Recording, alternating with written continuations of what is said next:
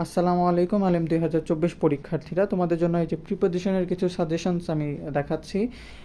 একটা জিনিস মনে রাখবা, প্রিপোজিশন বা হচ্ছে এই যে ইংলিশ সেকেন্ড পার্ট যেটা, এই গ্রামার ওয়াইজ পুরোটাই হচ্ছে বানাই দেওয়ার উপর, বা প্রশ্নকর্তারা বানাই প্রশ্ন করে এই জিনিসগুলা। এই জন্য গ্রামার যে যত ভালো পারবে তার জন্য ইংলিশ সেকেন্ড পার্টটা তত ইজি। কিন্তু এই অ্যাপ্রোপ্রিয়েট প্রিপোজিশন একটা কথা আছে, গ্রামারের বাইরে অ্যাপ্রোপ্রিয়েট প্রিপোজিশনগুলো যারা মুখস্থ রাখতে পারে তারা কিন্তু খুব অনায়াসে 5টা পারবে, 10টা শূন্যস্থানের মধ্যে 5টা পারবে, কারণ 10টা শূন্যস্থানের মধ্যে অ্যাপ্রোপ্রিয়েট প্রিপোজিশন আছে।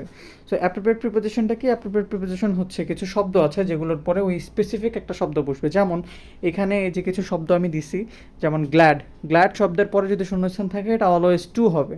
আবার যেমন 2 নাম্বার ওয়েন্ট অথবা গো, এগুলোর পরে শূন্যস্থান থাকলে টু হবে।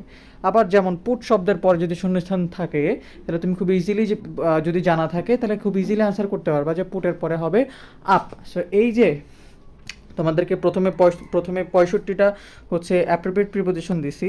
অ্যাপ্রোপ্রিয়েট প্রিপোজিশনগুলো যদি মনে রাখতে পারো তাইলে হচ্ছে, যদি বানায়ও দেয়, এই যে দেখো বলে দিছি নিচেরগুলো প্র্যাকটিস করার জন্য, প্র্যাকটিসের জন্য দেওয়া, হুবহু কমন পড়লে তো আলহামদুলিল্লাহ। যদি বানায় দেয় তাহলে উপরের অ্যাপ্রোপ্রিয়েট প্রিপোজিশনগুলো মনে রাখতে পারলে অন্তত 10টার মধ্যে 5টা পারবাই।